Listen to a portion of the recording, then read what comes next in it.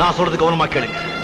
இன்னைக்கு பணம், பேர், புகழ், அந்தஸ்து இருக்கிற திமிர்ல என் வீட்டை இடிச்சு என் குடும்பத்தை நடுத்தரவு கொண்டு வந்து எனக்குள்ள தூங்கிக்கிட்டு இருந்த சிங்கத்தை தட்டி எழுப்பிட்டீங்க.